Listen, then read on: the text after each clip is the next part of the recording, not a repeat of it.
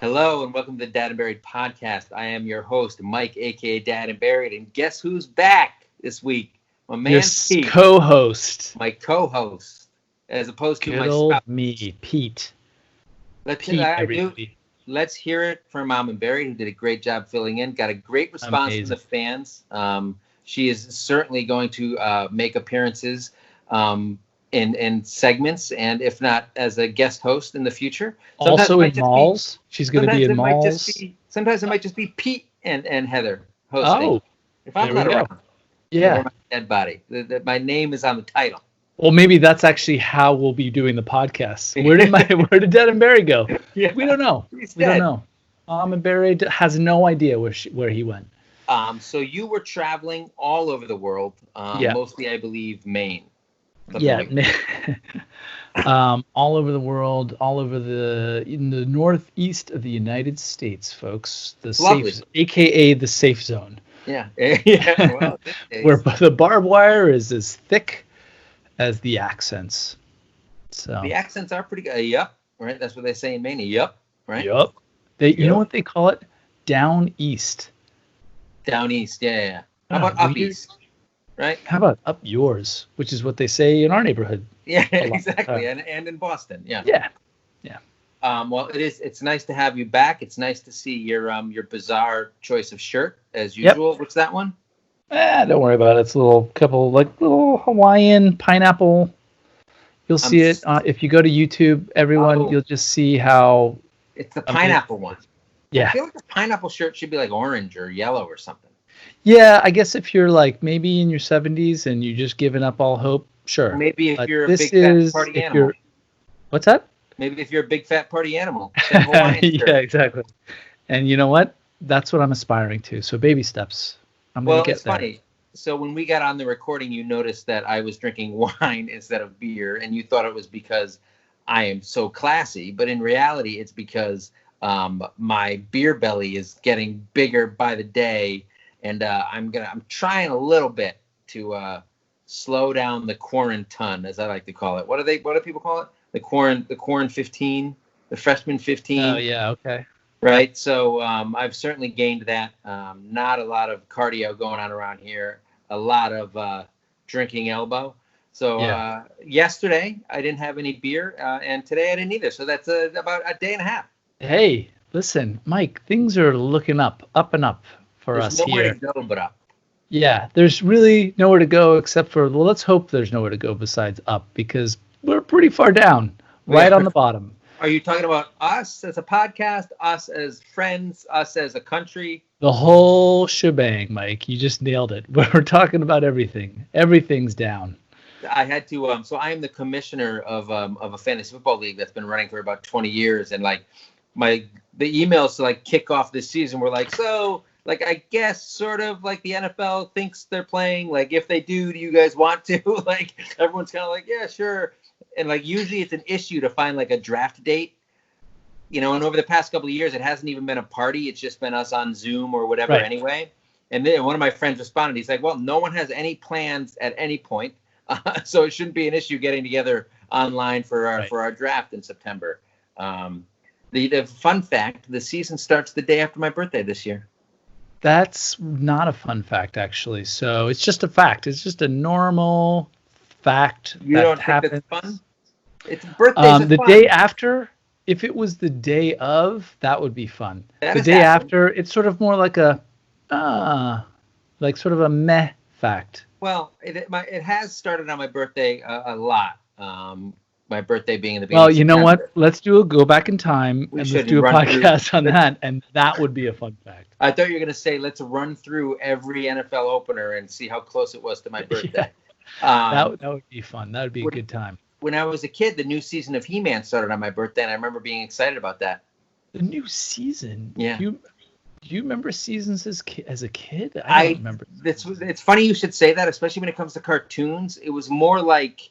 okay, here we go, folks. This is a deep insight into Mike's... off the air for a couple of months, or maybe for the summer or something, and like maybe I saw something like new episodes starting September 9th or whatever, because that's my birthday. If anybody's listening, September 9th. I'm 31. Listen, yeah, okay. We get it. That's how many pounds I've gained from beer over corn. I'm not even joking. That's a lot closer to the pounds I've gained than it is to my actual age. Nice. That's a sad fact. So it's funny we should be talking about TV. That was a total accident because today we're going to be talking about the best TV dads. And I asked people on Instagram what their favorites were. I got a whole list to run through. Yeah. And my favorite part of this whole thing is going to be that you have seen maybe like 3 of these programs. Yeah. Yep. But actually, whose idea was it for this topic? It was. And when I told my wife it was your idea, she was like, what? Yeah, well, listen, here's where I'm coming from. Dads have been portrayed for a long time. Yeah, England, straight from England. That's where I was coming from. I forgot. Thank you. Oh. No, the point is that how are dads portrayed in media, and it's gone from, we're gonna cover it, but I think it's evolved heavily, and now it's us. Look at us. Just a couple of dudes. It's interesting you should say that because I want to hear what you think the trajectory or the evolution of dads on TV is. And I do think that the winner of the most votes in our best dad TV poll wasn't really a poll, so I didn't put up a list. I just told people to suggest their favorites and who they thought were the best. And there was a clear winner. Yeah, we're gonna talk about that at the end, right? At the end, we're gonna run through a whole bunch of them, and then we'll talk about who the winners were, or the top 5 or so. But I'm very curious to see what you think, especially as somebody who's, you know what, you don't really care that much about being a dad or about how dads are portrayed in the media. Like, I'm in the dad blogger sphere. Oh my God! And what a sphere it is! It's just nothing but champagne and caviar dreams. There are a lot of dads in there who are very sensitive to the way dads are portrayed in television shows and movies and commercials and that kind of thing. And there has been a movement by a bunch of those dads and dads who have clout with some different brands and stuff to have that image improved. We're going to see what you think the trajectory or the evolution of the dad image on television has been, and then we're going to see if it's borne out through the choices of our winners. I little off topic, but it's in the same vein. I saw something on the internet that I spent 2 seconds looking at, but it was in Sweden. I think Pampers, or one of the big diaper brands. I don't know if it was Pampers, but one of the big diaper brands on the packaging was a dad. Oh yeah. Progress so it's happening. It's happening, everybody. It's 2020. It's 2020. We're gonna COVID, hashtag COVID-19, hashtag dad packaging. Dad diaper packaging? Yeah, I don't know. Package. Look. Are you happy that I'm back with my amazing comments? And the pineapple shirt. Nice. And the pineapple shirt. I love it.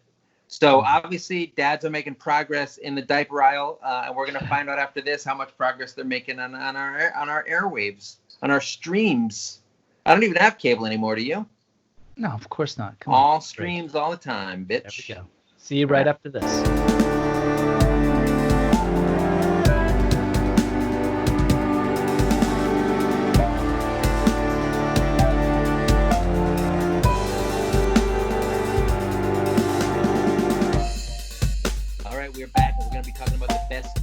Dads, but before we get into that, I want to point out once again Pete's pineapple shirt, and I want to thank the Patreons and the people who have been giving us a little bit of money, because how do you think Pete affords these pineapple shirts? These amazing things that you can see on episodes 25, 30, 37, 36. Yeah, bro, I've worn this shirt almost every week during quarantine, I think.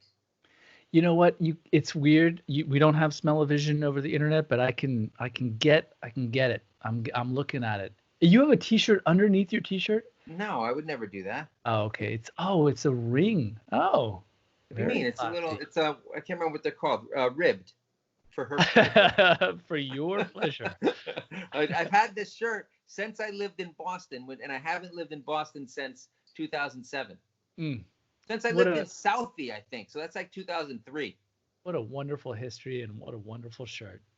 Bloomingdale's. Should we do this podcast, or are there any other pieces of clothing that you Let's have? do the podcast. Before we do, obviously you can listen to this on Apple and Spotify, and just Google the Danbury Podcast anywhere you want to listen to it. You can hear us. You can leave comments on YouTube. You can see the shirts we're wearing on YouTube. And obviously, if you want, you can leave us a rating and a review on Apple. We would love that. Or you can throw us a little bit of cash so you can keep Pete in his pineapple shirts. I'm going to run through really quickly the list of people who have been kind enough to throw us some cash. Ryan Miller and MS Babayan do so via Anchor, and everybody else goes through Patreon. That's Check Your Kids at the Door, Chris Coleman, M. Cedeno, Mallory McKenzie, Tina Davis, and Miriam. We got the new guy, Rob Gilberry. Thank you for joining us, Rob.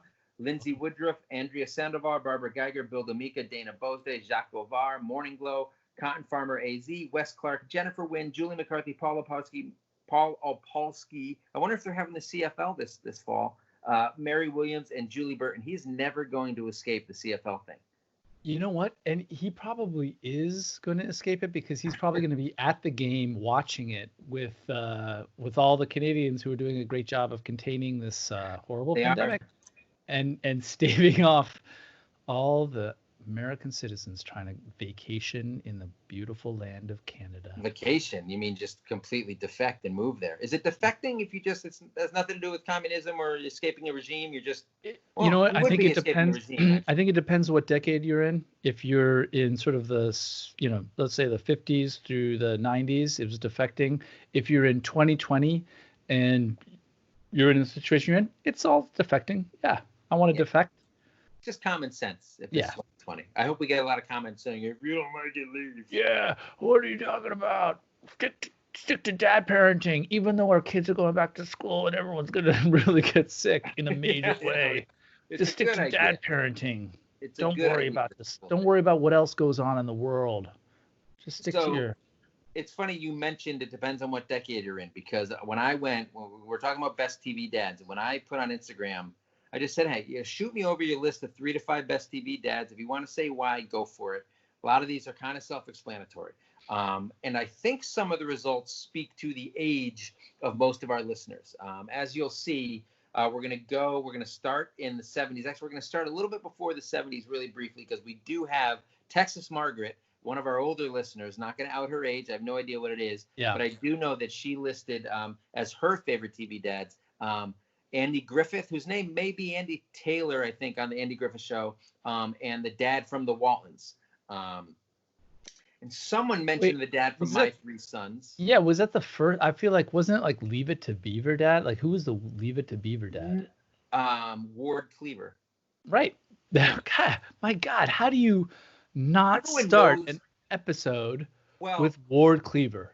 Father Knows Best, I think, was even before that. What was that guy's name? Greg Father. With 3 G's? It was Father. Greg with 3 G's. Yeah, Father. So what's funny is you mentioned, the way dads have been portrayed. Father Knows Best is a pretty clear indication of how dads were portrayed. Oh, my God. Revered. You know what? Is it too late to invent a time machine just to go back to? Can you imagine what it would be like going back and like by your family? Yeah. Wait, what? Did you just pick up your toys and actually put them away? What is happening? That's amazing. So on something like that, or even something like the Brady Bunch, and a couple people did mention Mike Brady, or something like the Waltons, right? These are all not just idealized versions of dads. They're kind of idealized versions of and very sanitized versions of family life. I was born in the mid 70s, right? So I can't speak to what it was like to live in a house with 3 very lovely girls and the 3 boys who are just like their father and the Brady Bunch. But I'm pretty sure it was nothing like it was portrayed on the Brady Bunch. Right? Yeah, because, mainly there wasn't a clarinet in the house to ruin everything.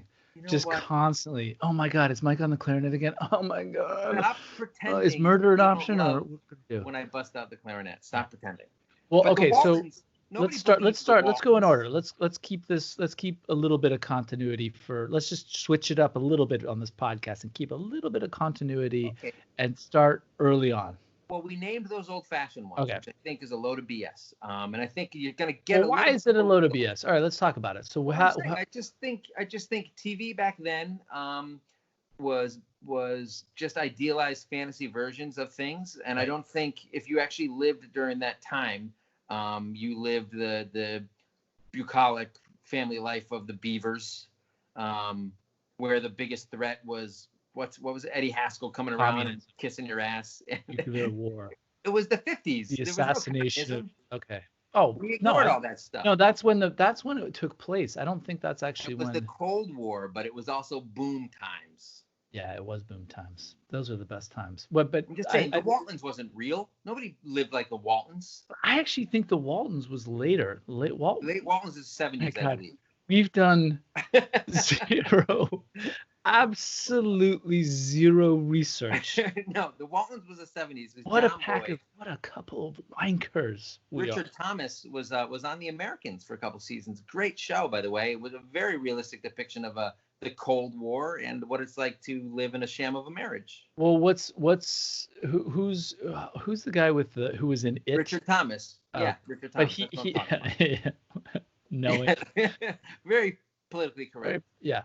But it was the dad though, was the older gentleman. Yes. In fact, there was grandpa as well who had this whole family within the Waltons. Speaking of grandpas, when I was a kid, I also watched Our House in the 80s with Wilford Brimley as the patriarch, even though he was the grandpa.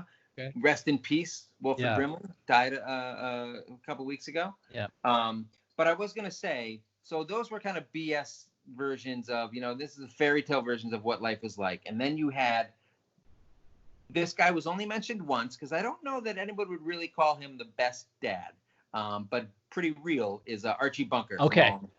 So here we go. Now we have so we've gone through sort of different strata of different kinds of dads. We've had the war, what's his name? The not Burt Ward. Who's the Leave It to Beaver dad? Ward Cleaver. Ward Cleaver, right. The Ward Cleaver types, and then comes Archie Bunker, who just level sets. Now it's our first taste of oh wait, this real life is okay. This is my dad's a racist. I recognize this. But he's a cuddly racist. But he's he racist. Is a cuddly, right? He learns to change. But the show confronted real issues. It wasn't just about BS like the Brady Bunch, like Cindy's allergic to the dog and that kind of shit. It was real hardcore social issues. Norman Lear, that's one of the things he was known for with his programs. And then you go into the 80s and you get a little bit more of that. And this, I was very disappointed that I think there was only one reference to Stephen Keaton from Family Ties. Alex P. Keaton, the hippie dad of his He was a good dad. Yeah. He was a good dad. And that was actually a really good sort of construct to have two sort of super liberal parents. Baby boomer hippies. Yeah, and then have this alpha type super Reaganite yuppie. Yeah, that was great. And he was the star of the show, and everyone loved him the most in the 80s. Like everybody loved Michael J. Fox. He was a huge star. He had Family Ties. He had Back to the Future. Yeah. He had The Secret of My Success. Have you seen that recently? It's my God. Have you seen Teen Wolf? So good. Doesn't make any sense, Teen Wolf, in a million different ways. Yeah. He's like 3 feet tall, that dude. He's Duncan. Oh, wait. Secret of My Success, Teen Wolf. There was a couple other ones, but There's a ton. He had Light of Day. He had Casualties of War. Oh, he Casualties had Bright Lights, Big City, where he's a coke job. Yeah. That's when it started to go a bit wrong. Yeah. Anyway, he's not the dad. Why are we talking about him? Stephen Keaton, very mild mannered, tolerated his yuppie son. Right. He and his wife was Elise. An interesting name. So what are we taking away? Like, what are the things that that are interesting that are coming along? Like, I think what was, as you said earlier, like the initial archetype of the family unit was father's knows best, this Ward Cleaver type, where it was like, oh, son, reading the newspaper, not really being involved, this, that, and the other. Then you get to the 70s where Archie Bunker, he's a tired, exhausted, he's just like racist. He's a big racist, and he looked 80 even when he was like 40. Yeah, right? exactly. So, yeah. Well, I'm going that way myself.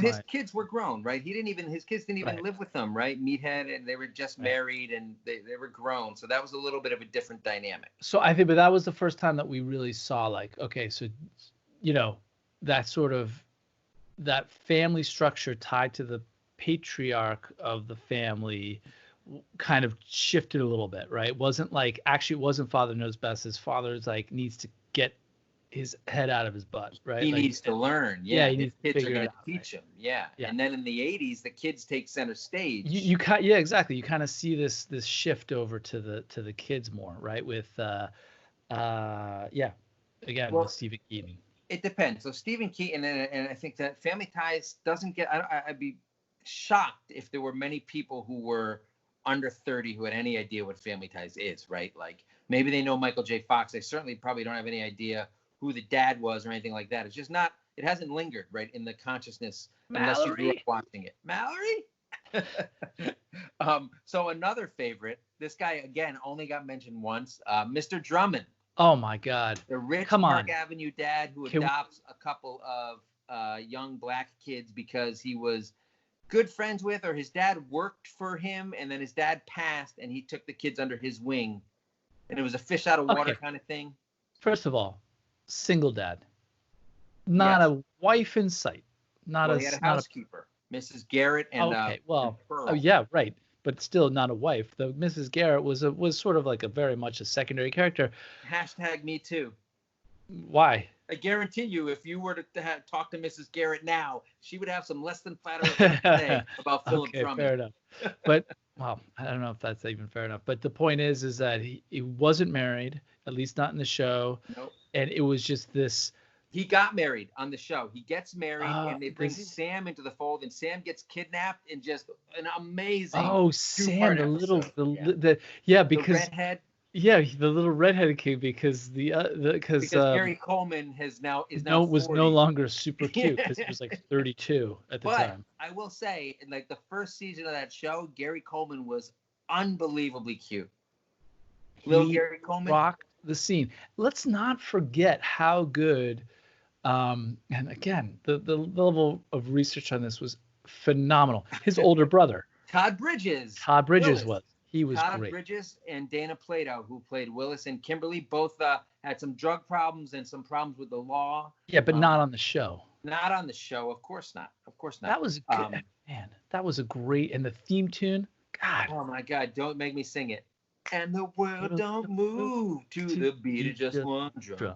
What might be right for you may not be right for some. Get it. A man is born, he's a man of means. Then along come two, and it's bursting at the seams. They got different strokes. We got All right. So now you have the scenario where a dad is raising these kids. Now it wasn't quite really about the dad. There's no arc. So Mr. Drummond, there's no arc with Mr. Drummond, right? With Philip Drummond. He gets amnesia. He gets amnesia before a trip to Disney World in one episode, and that there's a lot of learning. There's a lot of arc in that one episode of Disneyland. Okay, cool, thanks. They don't make it because he gets amnesia. They don't make it to Disneyland. He doesn't remember who they are. Ooh, that's weird. Called amnesia. Never heard of it? It's a high concept comedy that has really nothing to do with any realistic depiction of fatherhood. He lives on Park Avenue. They have a spiral staircase in their kitchen. It doesn't make any sense. The best part about it is it does if you live in a co-op and that's the only place you can put a staircase because number 1C won't let you put a staircase where you need to put it. It's funny you should mention that because there was another show in which a white man adopts a diminutive black boy, and that was Webster. George Papadopoulos was the dad, and he did not get mentioned. Nobody mentioned George Papadopoulos when I asked. Why not? He was a much more sort of gentle. Alex Harris, former Bear. Yeah, and I think that was part of his character, right? He was a former athlete, right, in the show as well. Yeah, former defensive. In the opening credits to the show, Webster, Emmanuel Lewis, grabs onto a collection of balloons and starts floating away because he's so tiny, and they have to grab him. And then in the later season of the show, he lived in like a mansion with all sorts of secret passages when they move out of the city. My God. I feel like we have tapped in to like a main vein. You know what I mean? Just the amount of knowledge just and not just like important knowledge, but just really unimportant trivial knowledge of like certain scenes of certain people who did something in the opening credits of a TV show. That's where you excel, Mike. Well, it's weird because in the 80s there were these two kind of strains, right? There was the high concept premise that has no relation to reality, like Different Strokes and Webster, and even Who's the Boss, where Tony Maselli moves in as a housekeeper. Was that the 80s or the 90s? That was the 80s. Okay. And Angela is like an advertising executive who lives with her mom Mona, who's like bawdy and has a wise ass attitude. Yep. And Alyssa Milano, and he just lives there and then ends up falling in love with Angela. It's a terrible show. But that doesn't make it, because it's not really about a dad. Well, no, I mean, that's Tony, a high concept thing, right? But he's a dad. He becomes a father figure to Jonathan. Right. No, he's the dad to Alyssa Milano, right? Yes. Who he brings into the family. And then the other half of it was the show that Who's the Boss was paired with. So there was Family Ties, but the whole show that was on, I think, either right before or right after Who's the Boss was Growing Pains with Jason Seaver, where he's a very kind of enlightened and evolved dad. He's a therapist. I never, ever, ever got into. I don't think I saw a full episode. Growing Pains was my jam. It was my favorite. So all I remember is it was so like tepid. It was like the most mediocre show you've ever seen. You must not have flipped it on when the human dynamo, Mr. Charisma, Kirk Cameron. Oh my God. You mean Mr. like end of the world Christian? That is now my favorite thing, because they did like behind the scenes. They used to do True Hollywood Stories. They did one about Growing Pains, and there was a scene where once he converts and becomes an evangelical, born again or whatever, while he's still on the show, he at one point calls the producers and accuses them of making pornography, and he's referring to Growing Pains, which is like the most wholesome sitcom on television, with one of the best theme songs. I don't think so, but also that show for me defines just mediocre TV. It's so much better than Who's the Boss. Okay. It's nowhere near as good as Family Ties. Not as good as Family Ties. Not as good as Family Ties. Not as good as Philip Drummond and Oh my God, it's so much better than Different Strokes. If Different Strokes was on TV today, you would be like, this is one of the worst things I've ever seen. Growing Pains is at least competent. It was okay, so it wasn't necessarily about it wasn't daily about the dad raising the kid. It was just more about the kids getting up to trouble. But the context was way better. Mike was way better was and a way breakout more. star. And look, would Leonardo DiCaprio have shown up on Different Strokes? No, he was a late cast member on Growing Pains before he became a movie star. Oh, what was Silver Spoon? Silver Spoons, we forgot about with Rick Schroeder. The dad on that didn't get mentioned either. The only thing anyone remembers about Silver Spoons is it was Rick Schroeder. He was friends with Carlton before he was Carlton, and he had a train running through his house. Also, Jason Bateman was on that. Jason Bateman was his friend Bateman. too. Yeah. Okay. All right. Well, actually, speaking of Jason Bateman, I loved Hogan's Family, which started out as Valerie, and then Valerie really Harper didn't want to be on it anymore, so they killed her off, and Sandy Duncan moved in. And there was an episode where they played pranks on each other, and Jason Bateman pretends he shaved his head, and he's doing Mission Impossible. Nobody knows what I'm talking about, but I'm having a fucking blast. Also, but Hogan's Family was more matriarchal. Yeah, but the dad was Mr. Hogan, was Mike Hogan. He was a good dad, but he was like an airline pilot, so he wasn't around. Exactly. How convenient. So the two biggest dads, maybe most influential from this era. We got America's Dan Connor from Roseanne, who was... Oh, well, that's not America's Dad. But there was a very realistic depiction of like a blue-collar family. Yes. It seemed a lot more like a real-life family. Yes. Whether you had money or not, the Darlene was sullen and snappy, and right, and it was a good show until it went off the rails. It was awesome. Well, it went off the rails. So good. And I'm not even talking about the reboot. Not the recent version. A couple years ago. No. Yeah, but even still, but when it came on, I mean, here you have, like, no one's good looking, no one's like healthy, but you have this amazing dynamic, and you have this amazing characters, and you have this amazing sort of really solid. First of all, the stories are great on all the episodes, but again, the characters are both. What was so good about it was so ordinary, but everyone was so sharp. Like everyone was super quick, very, very sharp, had a sense of where they are in the world and how they lived, but also like loved it. That was great. They loved each other. They loved each other. But and I love Dan them. was a good dad, Oh, and he he was was a such a good good dad. husband. But the show was called Roseanne for a reason. That's The true. mom was the star, right? That's true.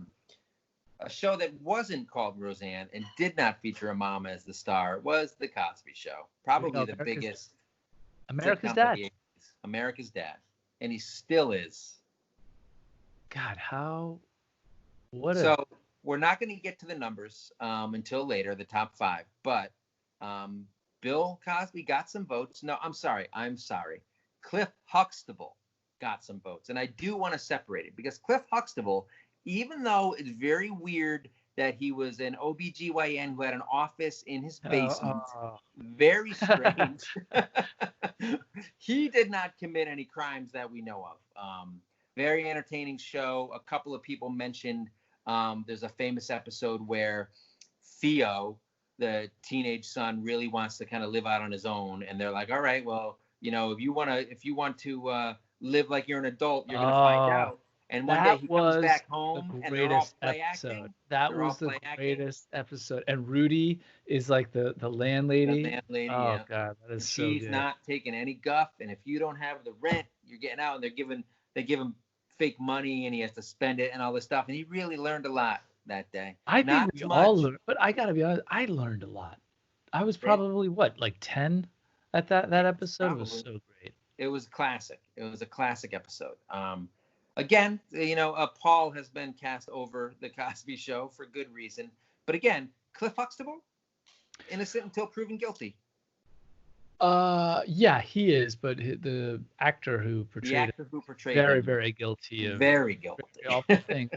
Now, I will say though, you can separate the character from the person. However, it was the person who really drove that character. In fact, that person kind of invented and was the showrunner, or was at least an executive producer. Here's a question for you. The name of the show is The Cosby Show, but there's no Cosbys on the show. It's The Huxtable. Why is it not The Huxtable Show? Because it's Bill Cosby. Well, so why don't they just name the family the Cosbys? Because they didn't know what he was doing in that basement with Bill. In the OBGYN basement. Well, okay, so I want to pause here for a second. All right, so we've kind of gone through, kind of undulated. So we started off at like Father Knows Best. We went to Archie Bunker, where the dad is like a bit of a doofus, and now you got to like redeem the dad, and he kind of does that. A couple other dads. You have the real life of Dan Connor and Roseanne. But these dads are all very involved, right? Even Dan Connor was involved in his kids' lives. Well, see, that's the thing, right? Sorry, like Mr. Huxtable. And then Jason Seaver, all very involved. Well, okay, I would say they're involved, but at a different level, very much at a different level. Like most of these dads, maybe with the exception of, I would say probably Dan Connor's maybe Huxtable. Okay, so Cliff, where you're seeing them really kind of there for like all these different moments, right? As opposed to like just kind of coming in and being like sprinkling wisdom and then like buggering off. Right, but there also is a large part of it starts to become that the dads are sort of comic relief, and that's kind of what starts to happen in the 90s, right? The dads almost start to be like their kids. They're another kid, even if they're the main character, right? So we're talking Homer Simpson, right? He is not. I mean, he loves his kids, do it for her, that famous moment and stuff, but is he a good dad? No, he strangles his son almost every episode. Oh, right. Right, that's a good point. He cares about his family, we've moved from the 80s, now we're into the 90s. Yes. We have Tim Taylor, signature 90s dad. Tim the Toolman Taylor, played by Tim Allen, who is a home improvement expert, but also like a bumbling idiot who's constantly screwing up home improvement projects. Right. He's doing the It's like a macho thing, although he's not macho in the slightest. So obviously, it's sort of a commentary on that. I was not a home improvement fan. I wasn't really either. I thought it was pretty clever, but I think it was a fairly smart show. But at the same time, it was a little like it didn't quite fit. He's a sort of fairly intellectual Midwest guy, but then he like refers to who's kind of inept at all the things that he wants to be good at, which didn't really make sense. But yet that he's supposed to be good at. Yeah. But he has a show, but the show is based on the fact that he doesn't know anything. Yes. What's the guy? His Al Borland, was his sidekick, who is like much more competent than he is, right? Right. At all the home improvement projects and all that stuff, but not as much charisma, even though he ended up on The Price is Right or Sesame or Family Feud or something. Yeah, Sesame Family Feud, I think is right. So, but also, so with that, but the dad, yeah, so the dad we're seeing now in the 90s, the dad is becoming a little bit more sort of the comic relief, He's a doofus. The doofus is a good word. Even Danny Tanner from Full House, which for my money is one of the worst sitcoms / television shows ever made. It is just inept and incompetent and just terrible, and everybody stinks, and the jokes are hack city, cut it out, all that stuff. It's also high concept where he's a widower and his two best friends, one of whom is like a vain DJ wannabe rock star, the other does like voices for cartoons and is just a complete idiot. They all live together and then raise. Why would he want his friends to help raise his daughters? It doesn't make any sense. Would you want me to help raise your daughters? Look, they scored a lucrative TV deal, so that's, I think, why it happened that way. You're saying in real life? Yeah, I'm pretty sure it was real life. Yeah. That's all. Obviously, it's another show where a Paul has been cast over some of the participants. Lori Loughlin, who ends up being Uncle Jesse's wife later on, has been in trouble with the law for being a poor parent. Well, there we go.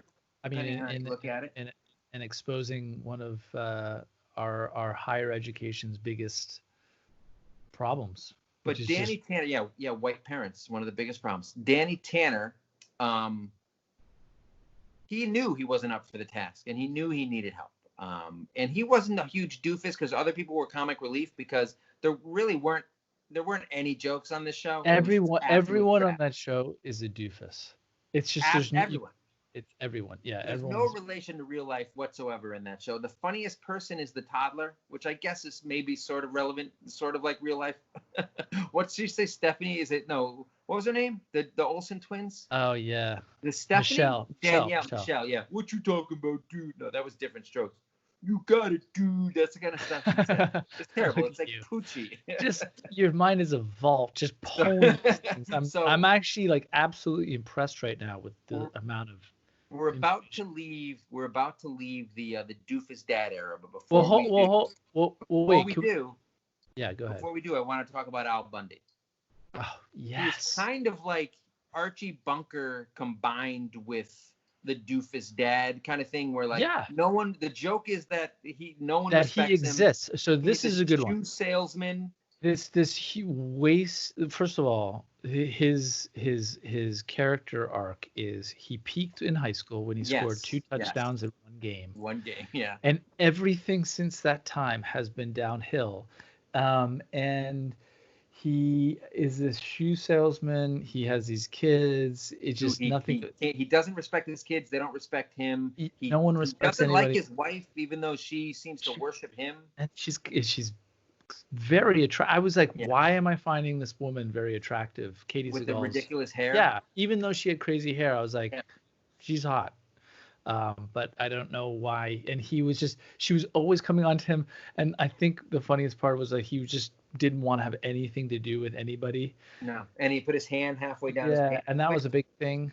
It's actually quite comfortable, which I didn't realize until a few years ago. But it is quite comfortable. I'll never forget on like The Simpsons, they did a quick spoof of it where they were making fun of like Fox Network, even though Simpsons itself was on Fox, where like they showed somebody was flipping the channels and he was on, and then you just hear he flushes the toilet and everybody starts laughing.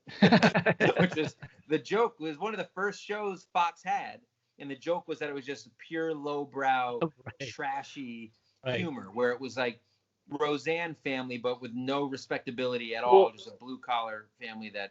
So I did watch Married with Children. I did think I think it leaned so heavily into that lowbrow, just really that there were some clever moments in it. I think it meant to be like they were in on the joke. The audience wasn't necessarily in on the joke, right?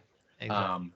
And then before we leave the 90s, I think 2 African American dads got a lot of notice. Carl Winslow from Family Matters, which I never watched. He was a cop, watch it. Yeah. Reginald Val Johnson is a cop on this show. He was a cop in Ghostbusters. He's a cop in Die Hard and Die Hard 2. Die Hard. He always plays a cop. He's a cop in Turner and Hooch. Great actor. Great guy to have around. I didn't watch the show, so I don't know how good of a dad he was, but I know that there are some very special episodes like they used to do in the 80s and 90s where he confronted racism and that kind of stuff. Well, people really liked him. Well, again, it wasn't quite. So I don't think I couldn't get into Family Matters because I couldn't. We're stand too Urkel. Old at this point. No, Urkel was the worst. Oh yeah, obviously. All of everything. Speaking of Coochie, yeah. Did I do that? Like that was so dumb. It was so dumb, and unfortunately, but I'll say that the whole premise of that show was just how, like, just that one catchphrase from Urkel. Well, just that was all it is. It didn't have anything really to do with the fact that the dad was even there. I don't think that was how the show was initially intended to go, and that just kind of happens on sitcoms sometimes. The catchphrase takes over, and then that idiot became the focus of the show. Another high concept show in the 90s was Fresh Prince of Bel-Air. Lots of boats for Uncle Phil, who passed away a couple years ago. There's few clips that I see float around from sitcoms on social media more than the scene with Will Smith and Uncle Phil, where Will is sad because his dad comes around and then leaves. I think is Ben Vereen his dad? Can't remember. I don't think it is. Somebody else comes around and then leaves, and he's like, "Why doesn't he want me?" And Uncle Phil gives him a hug. Again, this was a kid from the East Coast, an urban setting, comes to Bel-Air, Beverly Hills, and lives with a well-to-do, very rich family. I think that Uncle Phil's a lawyer. Or a judge. A judge. Is he a judge? He already has a couple of kids of his own, and he takes Will under his wing, and they had a very nice relationship. It's funny that one of the guys who got the most votes on this for Best TV Dad is actually Uncle Phil. Yeah. But he was a dad, and he was a father figure. Well, okay, so here's what's so interesting is that, we have two, like, again, going back to the Cosby Show, like, in the 80s, to have a black dad who says and does all the things, and you just, as a kid growing up in Europe, but at this, with American parents, white, like, you just completely, you were there. Like, that was my dad, right? Like, that was who I looked up to. It wasn't my dad. My dad is not African American, but I'm just saying, like, I guess what I think is interesting is that you had these really good, strong dad characters, like, or role models, if you will. Well, they were the stars of these shows, right? Well, but not necessarily Uncle Phil, but they also kind of, I think that is really, we just talked about all the doofuses. Yes. In this list of the 90s, and of course you mentioned Uncle Phil, and everyone has the same reaction, which is he was the best. Yeah. Like, he was a dad that I wish I had. You know what I mean? Like, he wasn't a doofus. He wasn't a doofus. Yeah. Stern, but wise, loving. Right? Yeah, exactly. Good guy all around. Unlike Frank Costanza, who got mentioned by a couple of people, who is probably the dad on this list who I most resemble. Yells a lot, is an idiot. Exactly. You come up with your own holiday. I remember that. Exactly. My son doesn't like me very much. But maybe the most entertaining dad on this entire list is Frank Costanza. So now we move into the what I'm calling the modern age. I didn't break it down in the 2000s into the aughts and the teens. It's just from 2000 on. And there are a lot of dads that got mentioned in this group. From somebody like the dude Sandy Cohen on the OC, which I don't know if you watched, but he was an amazing dad. Another rich dude, just super laid back, cool dad to have around, but loving. Gave the kid from the wrong side of the tracks a chance. He was a good dad. He got mentioned a couple of times. Wait, who's this? The OC guy? That's Sandy Cohen on the OC, played by Peter Gallagher. That was a really good show for one season, and then it got really terrible.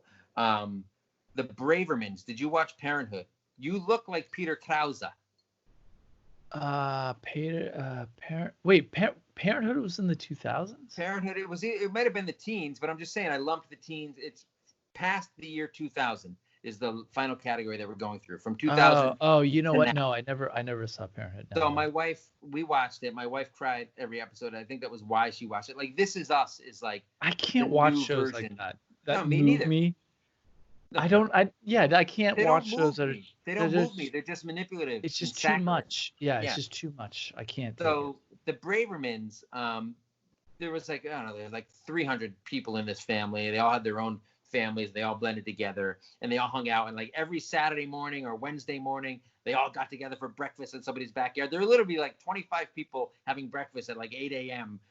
or before going to like a family swim meet. I mean, it's just absolute nonsense. First of all, the anger. I feel it's coming through the airwaves, the digital waves. I love it. Peter Krause's wife, she's a homemaker who used to like be like work on political campaigns, and then she inexplicably runs for mayor, and then the next season she opens a charter school and runs it all by herself. None of this made any sense. But Adam Braverman, he did have a son who was on the spectrum.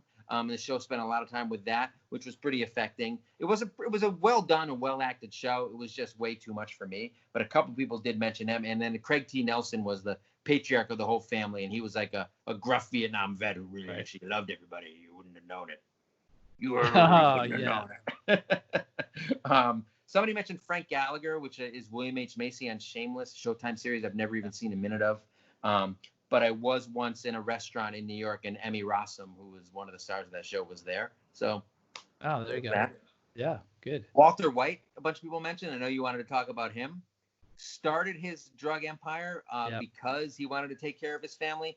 Things kind of mutated and got away from him a little bit by the end. But he cared for his wife and son until his and his baby daughter until his evil side took over completely and subsumed who he used to be. I mean, is it, or was he just trying to provide for his family? Come on. Well, as we mentioned before we started filming, by the end of the show, he reveals his true motivations. It's just that he loved the rush of it, and he was very good at it. You mean he didn't want to become a high school science teacher again? Yeah, that's okay. His motivations were actually fairly complex if you watch the show from the beginning. But I don't know if would you say that they were fairly complex? I don't know if you would call him the best TV dad. It'd be like calling, and this person did not get any votes, Tony Soprano a great TV dad. Okay, yeah. Not exactly the best dad. Not the dad you want, probably a dad in the mob. Right. Did not treat AJ very well, but to be fair, AJ didn't deserve to be treated very well today. AJ was a doof. A couple people mentioned Ned Stark from Game of Thrones, and I cannot. He brought his kids. God. He brought his kids to King's Landing. Well, mention them in what capacity? As best dad. Somebody was like, he was all about honor above all else. He was an idiot who got blindsided and led his family to the slaughtering grounds and let them get tortured over years of civil war that he helped create because he was so oblivious. And, he thought he was doing the right thing, but in reality, he was getting outplayed. Yeah, by Tywin Lannister's daughter. Tywin Lannister got mentioned. The guy's a huge piece of shit. No matter why anybody would oh my God. That. Don Draper did not get mentioned. Not a good dad. I understand why. I never watched that show. You never watched Mad Men? No, you know what? I watched like 3 episodes and I'm like, I'm going to get into this. Oh, I'm going to get into this once something starts happening. I'm going to just definitely get into it. And then nothing happened. You're and a I was moron. like, okay. It is an incredible show. Yeah. It is an incredible show. And I almost don't want to talk about Don Draper as a dad, because I'll spoil it for you and anybody else who's listening. Amazing show, amazing performance, not a good dad. At one point, his daughter walks in on him while he's literally in the middle of having an affair. That's later on in the series. Not a good look for our man Don at that point, but nobody voted for him, shockingly enough. That's weird. A bunch of people voted for Red Foreman from that 70s show, not a show I watched much of. Red Foreman, hey, dumbass. Isn't that what exactly. He did not have a lot of tolerance for teenagers, which is what his son and all the kids around. So this is interesting because this is what I think, if we're to kind of break it down, what's the theme that we're getting out of the 2000s? Like, so we've gone from the doofus 90s into the 2000s, where maybe I guess they're a little bit more complex, a little bit more sort of diversified. There's some good ones. There's some sort of really like evil ones, I guess. Maybe Well, there are a Tywin few evil Lannister, ones. and then there's Peter Griffin. Who's just A couple people did mention Peter Griffin. They said he well, loved he's his a whole doofus. family except He's just Meg. a doofus. Yeah, He yeah, is a doofus. a That is doofus. true. But But also, if you think about it, again, Walter White's an interesting one because that's really one where if everything he's doing initially is so that he can pay for what has happened to him, which is supposedly at well, I mean first. that's the initial motivation, and then things take a turn. But it's very family motivated. In fact, even a lot of the speeches towards the end are all about this is all because I want us to be okay, and da da da da. And it's very so. It's what I think is interesting is they're leveraging the concept of that sort of paternal provider like construct, and they're using that to actually to tell one of the most incredible stories that we've seen. Yeah, but the show's not about him being a dad as much as it's about him being a meth kingpin. But if you think about it, at the core of it, that's not what his desire is. His desire is to provide for his family. At the very beginning, but there are a couple of times where he I has would enough argue it's the central core of his. I'm gonna disagree with you. There. Okay. Is that because your shirt's too tight, or because are you making fun of my beer belly? No, I'm making fun of your neck. The ribbed for my pleasure. Yeah, your rib tee. All right, so one more show, one more dad that got mentioned, and a couple of dads on this show got mentioned, but clearly the main dad on the show is Phil Dunphy on Modern Family, which I watched, I think, the first season, and then not much else since. And this guy is the epitome of the doofus dad. Yeah, I never got into the Modern Family. I mean, I like it's pretty good because the first season is kind of about the tension of in the modern era. There's a gay couple who's married and has kids. There's an old-fashioned dad, which is Ed O'Neill, Al Bundy, and this is blended family, but where nobody quite knows what to make of each other and nobody gets along all that well. And then by the end of the first season, they have gotten rid of all that tension, and then everybody just kind of loves each other and just becomes sitcom hijinks.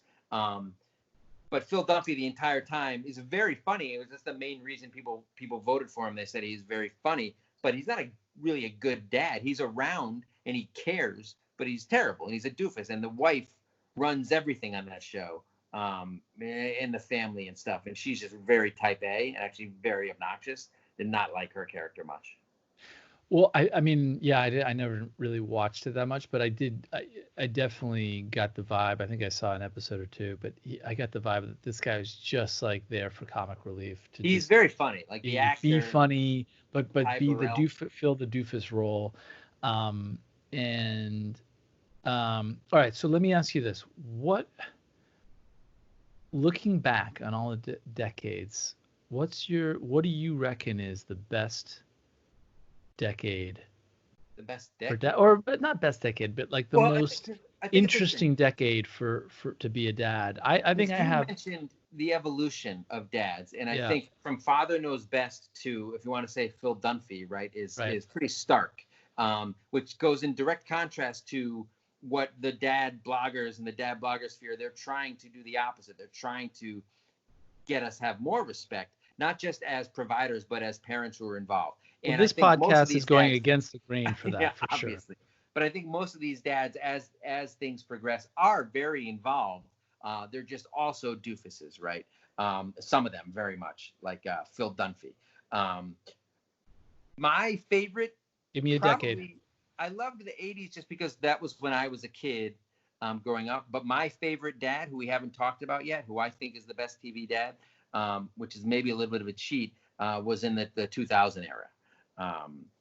And that's Coach Taylor from Friday Night Lights. He's got a daughter. He's got another young daughter. The show's not about him being a dad, but he's a very loving and involved dad. He's got a great marriage. And he's a father figure to a lot of kids on the high school football team, including later seasons Michael B. Jordan. And he's He's just a super decent guy, and he's caught up in the high stakes world of Texas high school football, and he doesn't let it corrupt him. He doesn't let it corrupt his family values or his marriage or his relationship with his daughter. Okay, so this is like just an imaginary person that you're describing. Yeah. Okay. Yeah, he does not exist. He does not exist. I do have a crush on him, though. Okay, well, it sounds like it, and it sounds like it not in like a platonic way, but in a very, very romantic sort of sexual. If he were an OBGYN, I would be in his face. You would visit him. I dressed as him for Halloween once. Fun fact. Is that a fun fact? It is. Or is it just another regular fact? No, it's a fun fact. Birthdays and Halloween facts are fun inherently. Halloween facts. Oh, you don't like Halloween? Let me dress up. Oh, I forgot. You don't dress up on Halloween. Go listen I to our do Halloween dress up. podcast I do before dress up, actually. Yeah, that's who? Red Foreman? Yeah. Super obscure. Frederick Nietzsche. So what's your favorite decade? Who's your favorite dad? Okay, listen. Here's the thing. I didn't think this was going to happen, but I'm going to agree with you. I think the 80s, we get this really interesting range of dads that's different from the doofus dads that we get in the 90s. To also, so we get doofus dads in the 90s. I feel like we get, and I'm glad you brought up Friday Night Lights, because I feel like we also get really sort of deep dads in the 2000s. Complex, like things, well-rounded. Complex. They're like individuals on their own outside of their family. Yeah, I mean, quite honestly, I think, and I'll want to definitely go on the record. The driving force for Walter White's character, one of the most reprehensible things, is the fact that he wants to be a provider to his family in all stages of his profession. But what's driving him is that he had a chance to cash in earlier and he bailed out, and that his ego is driving him even more so than wanting to take care of his kids. Okay, so but I guess my point is in that. So my response to that would be if you're the Al Bundy type and you're then here to provide, you're a shoe salesman to provide for your family, and you're the sort of that horrible like characterization of what a wife is, sitting on the couch and doing this things like that. That's the antithesis of what trying to be. He's like, I don't want to go back to being a high school science teacher because I can't do that anymore. And I think that is really interesting, because you're trying to, like, as you and I are going through our lives, we're trying to figure out, like, how can we both provide for our families, but also get away from them, but also not just be bitter dads like Al Bundy. Comparing the main character in one of the best dramas of the golden age of television to Al Bundy on a half-hour show on the fledgling Fox network. That's not super. That's fair. How good this particular podcast is. It's true. We're all over the place. We see the connections. I'm gonna say the 80s. I think you have the Drummonds, you have Dan Connor, you have Cliff Huxtable. I don't care about Jason Seaver. I think he can go. You know what? Off.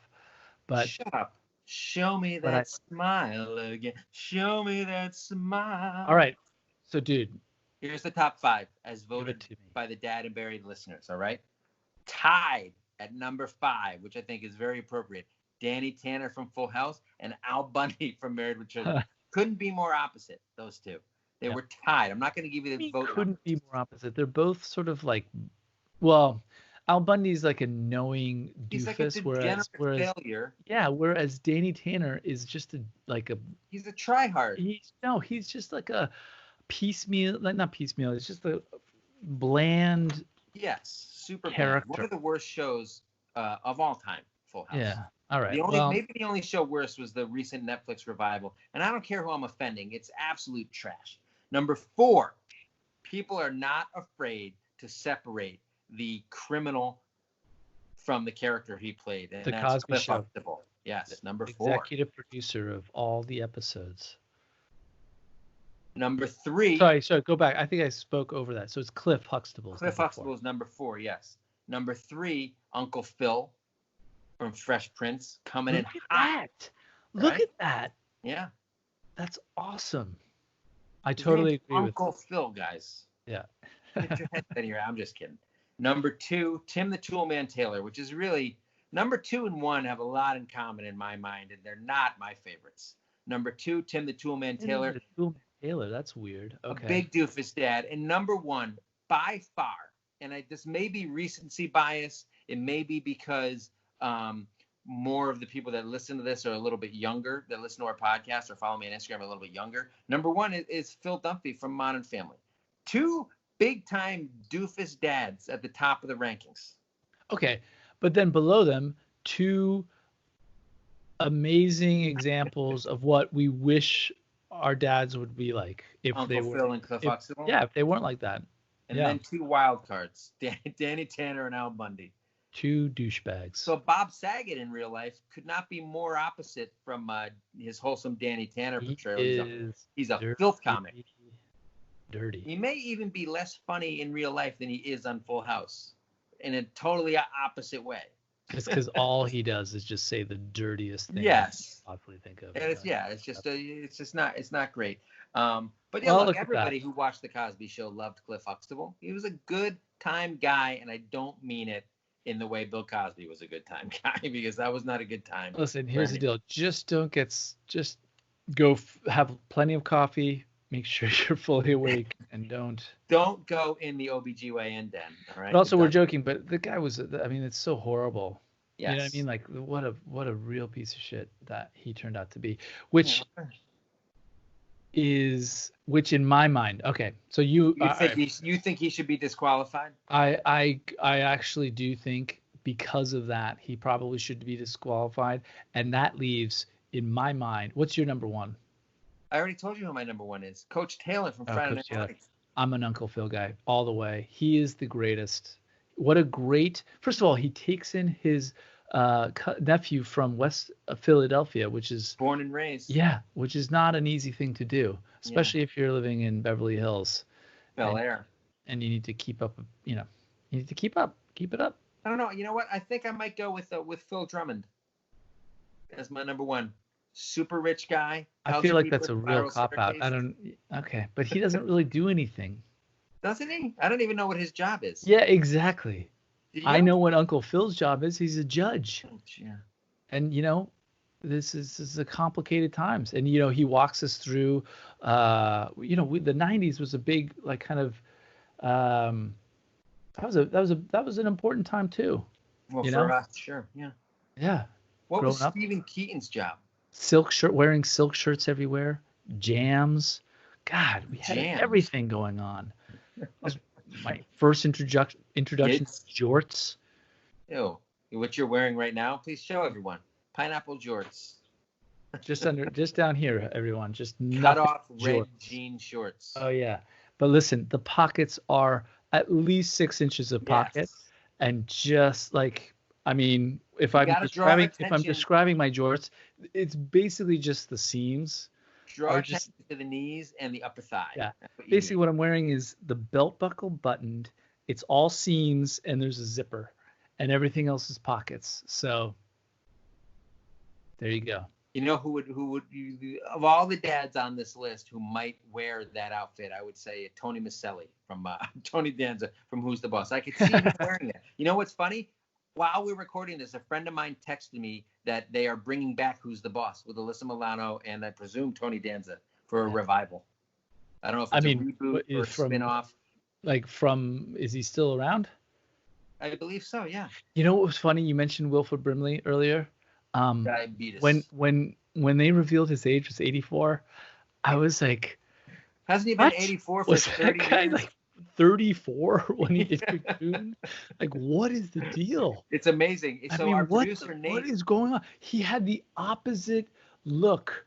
I mean, that guy was a grandfather for his whole for life. A long time. Our producer Nate's favorite movie is John Carpenter's The Thing, which is like 1981 or 82. Wilford Brimley looks exactly the same in that as he did when he died recently, and that was 40 years ago. He's been 84 for 40 first years. of all, that's one way to go, by the way. It is. Let's not kid ourselves. Let's not, oh, you're trying to look young. Here's the deal. If you're 32, get right into it. Yeah. Start wearing cardigans. Well, you could do the Dick Clark route where you look young for a long time. No. Or you go the other way and you start wearing cardigans. Yeah. You immediately grow a mustache that grows gray. Gene Hackman was another one, always middle-aged, even when he was like 15. Mm. And he's still alive, by the way. 90, Gene Hackman, one of America's greatest actors. And isn't Sean Connery also still around? Yeah, so he didn't always look old. You're just throwing out guys' names. I think he did. We didn't. In like the James Bonds, he looks like Cary Grant. He's dashing. Yeah, but in James Bond, I think he was like 50. Well, in Never Say Never Again he was, but that was like mid-80s. I just threw that out there, and I knew, I just knew you would pick that up and be able to just go from that. Look, So be like, well, in 1973, he attended. Yeah. All right. Anyway, next time we're going to talk about best movie dads. It's way too broad of a topic. Are we? I don't know. We just covered. Okay. We covered it all. In the next episode, we're going to talk about this episode, but just slightly different. Because if we missed anything, that's the kind of show this is. If we missed anything, message me on Instagram or any of my social media channels. Comment on YouTube. Leave us a review on Apple. Send us some money on Patreon so we can get Pete some more pineapple shirts. If you have any kind of feedback for me, just definitely keep it to yourself. Don't express it. Bottle it up. Constructive criticism. Just put it in a little black box and just put it right in your chest. Why don't they make the entire airplane out of the material that they make the black box with? That's the worst. Yeah. I hate this show, and this is no good. And okay, well, there we go. On that note, welcome Mike, back. Pete. It has been great as always. Thank you very much. Thank you for listening, and we will see you next time. We won't see them; they'll hear us. Get it right.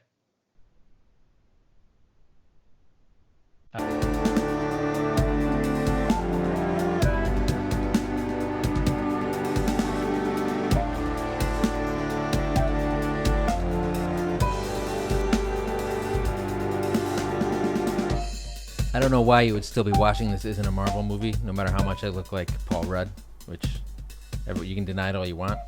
It's there. In the eyes, I think. I'm young looking like him. If you enjoyed the podcast, which you obviously did or you wouldn't be listening still, sign up on iTunes, Spotify, wherever you want to listen to. Comment here on YouTube. Subscribe. Hit that like button. We want to hear from you. Comments, questions, dirty jokes, money. All the money you can give us. We'd love it all. Catch you next time.